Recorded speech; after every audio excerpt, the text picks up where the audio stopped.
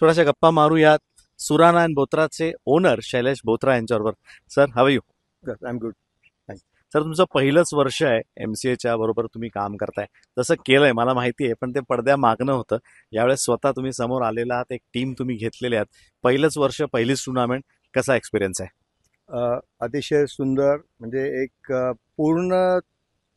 परिपूर्ण टुर्नामेंट म्हणू शकेल मी याला, की सगळ्या ॲस्पेक्टनी प्लेयरला एक चान्स, टीम म्हणून मला एक चान्स मिळाला. म्हणजे it's again my debut I can say. आणि आम्हालाही याच्यातनं बरंच काही शिकायला मिळालं.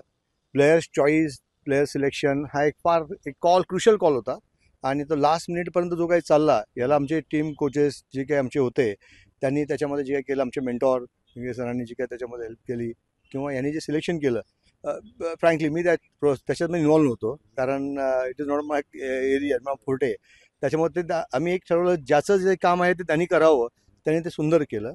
टीम आमची बांधली गेली. काही आमचे प्लेयर थोडेसे ते बाहेरगावी होते, टाइम शील्ड खेळत होते, लास्ट मिनिट आले, तो थोडासा एक लास्ट मिनिट आमची टीम बांधली गेली. त्याच्यामुळं पण तरीसुद्धा त्याच्यानंतर पुन्हाची टीम एक बॉन्डिंग झालं आफ्टर 2 मॅच, आणि त्याचे रिझल्ट आपण पाहतोच याच्यामध्ये.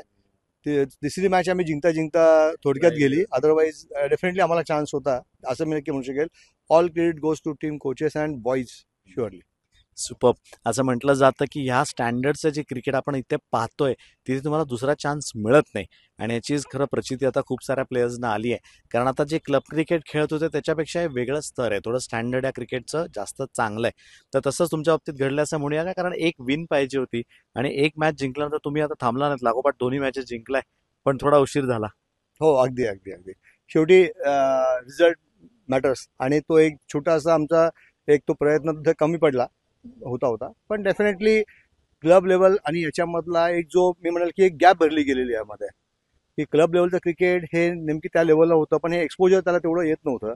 आणि आता जे एक्सपोजर आलेलं आहे याच्यामध्ये सगळंच बाबतीत पूर्ण दिसतं. आणि त्याच्यामुळं राईट अर्ली सिलेक्शन प्लेयर्ससाठी पण, इव्हन ओनरसाठी पण, कोचेससाठी, सगळ्यांसाठी त्याचं होत होतं. आणि हे फार हेल्पफुल ठरणार आहे प्लेयर्ससाठी विशेषतः, की त्यांना स्वतःचं आकलन करता येईल. यामध्ये आपण कुठे कमी पडलो, आपण नक्की अजून काय करायला पाहिजे होतं, हे त्यांना रिडिंग होणार. कारण या सगळे रेकॉर्डिंग्स आहेत, स्वतःचे रिडिंग त्यांना या पूर्ण 6 मॅचेस पाहता येईल. हे पूर्वी कधी नव्हतं, असं माझा अंदाज आहे याच्यामध्ये. हे अगदी खरं आहे, तुम्ही म्हणताय ते फार ओके. कारण लाईव्ह गेलो होतं MCAने, हे खूप मोठं पाऊल उचललं होतं. 3 वेगळे वेगळे वेन्यू एकाच दिवशी होते, पण तिन्ही मॅचेस लाईव्ह आहेत. त्यामुळे जसं तुम्ही योग्य म्हणता, जसे प्लेयर जे खेळतायत त्यांना सुद्धा संध्याकाळी घरी गेल्यानंतर पहिलं काय करतात तर स्वतःची इनिंग शोधतात आणि ती पाहतात, मग बॅटिंग असो बॉलिंग असो. तसं घडताना तुम्ही पाहिलंय? हो, अगदी. आणि ते त्यांना स्वतःचं कळतं, ते त्यांनी कोणी सांगायची गरज नाही, ते स्वतः ते समजतात. नंतर ते येऊन आपल्याला दाखवतात कुठं काय झालं.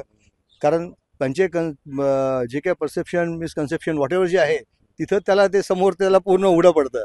सो त्याला म्हणतात की पूर्ण स्वतःला आरशात पाहणं, हे त्यांना दिसतं, कळतं. आणि त्याच्यानंतर त्यांची थॉट प्रोसेस त्या पद्धतीने बदलती. हा याचा नक्कीच फायदा आहे. अगदी खरं आहे, आरसा दाखवला जातो प्लेयर्सला. सर, तुमचे खूप खूप आभार, धन्यवाद. तुम्ही MCAच्या हाकेला ओ देऊन आलात आणि इथे टीम घेतलीत. असंच पुढच्या वर्षी देखील आपण तुमच्याकडनं अपेक्षा ठेवूया. Thank you very much. हे होते शैलेश बोथरा. महाराष्ट्रातील सर्व बातम्यांचे विश्वासार्ह व्यासपीठ.